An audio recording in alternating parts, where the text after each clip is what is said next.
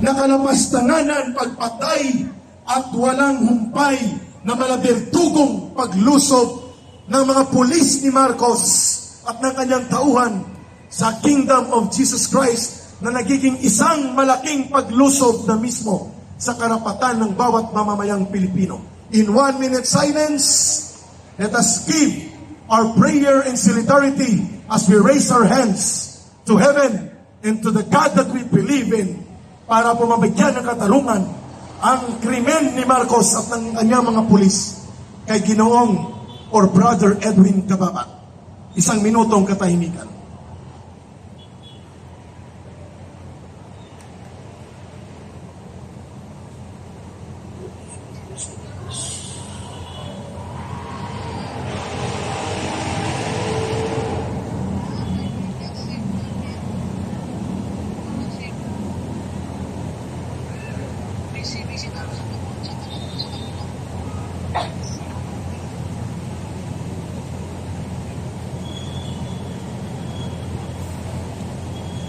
Sana po ang Panginoon around us, that we may enter with Him into your feast that lasts forever. We ask this to Christ our Lord. Amen.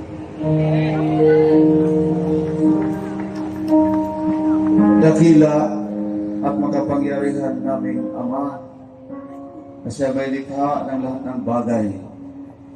Kami po ay lubos na nagpapasalamat sa inyong dakilang pag-ibig sa bawat isa sa amin. Maraming salamat po, Ama, sa pag-aalay ng buhay upang kami ay iligtas. At sa mga oras na ito, narito po ang inyong mga anak. Kami po ay nagkakaisama.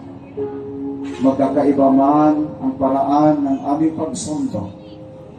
Magkakaiba man ang paraan ng aming pagpupuri.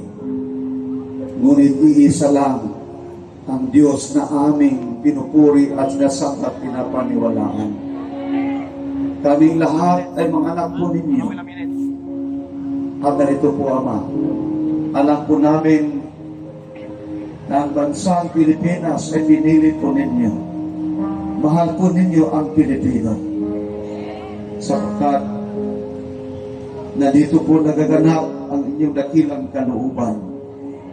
Kaya, Ama, narito po kami po'y nananalangin na sa labang ito, alam po namin na kayo ang mangunguna. Wala po kaming magagawa sa aming sarili kung wala po kayo, Ama.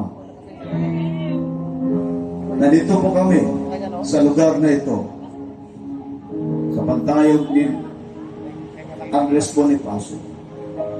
Siya po ang bayani namin na tumindig, isang ordinaryong Pilipino. Ngunit siya tumindig, tumayo. Inalay ang kanyang buhay para sa kalayaan ng aming inang bayan na walang takot. Sa gabi ito, narito din po ang mga ordinaryong Pilipino na ngayon ay walang takot na tatayo at panindigan para sa hustisya, para sa katotohanan, upang labanan ang kasinungalingan, upang labanan ang isang mapag-abuso na gobyerno, upang labanan ang kasamaan at kadiliman, upang labanan ang krimen, upang labanan ang laganap na kasamaan sa aming bansa. Kaya sa gabi ito, kami po'y dumadalangin, Ama, na sa labang ito, kayo po ang mangunguna. Kayo ibon mang may layang lumipat, ulungin mo ang umiinas. Bayan pa kayang saktan bila ang di mag-asa makaalpas. Pilipinas ko minumutya, bukan ng luha at dalita. Aking di ka makita kang saktan laya. Mabuhay ang sambayanang Pilipino! Mahalin natin ang bansang Pilipinas! Palakpakan natin ang ating mga kababayan na nandito ngayon. Bago po tayo magtapos, mga kapatid, may announcement na po. Patuloy po ang ating pagtitipon. Bukas, Sabado, marami kami nakikita na nandoon na sila ng puro walang upuan. Bukas, bubuksan na po natin sa bandang likuran. Maglagay ka ng likuran sa kabila. Maglagay ka ng mga upuan. Marami kasing makatayo. Mga kapatid, then, sa linggo, gano'n din po. Mga kapatid, dadami pa tayo. Maraming lumapit sa akin. Bukas sa Sabado kasi wala sa pasok. Sa linggo, makisama sila sa atin. At sa linggo, napaka special para sa QDC. Sapagkat ang September 1, yun po ang anibersaryo ng QDC.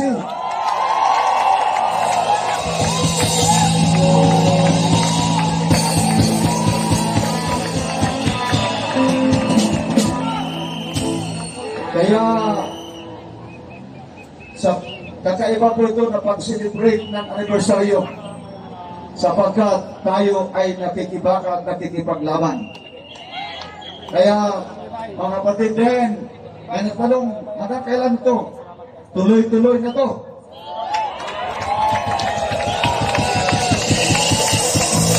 Kaya mga announcement kami gagawin, bukas o sa linggo, sapagkat mga kapatid, mayroon pang malaking pagtitipon. Play pa tayo.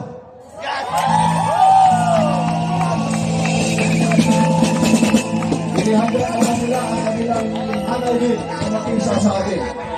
Sapagkat nakita nila na ang pinaglalab, ang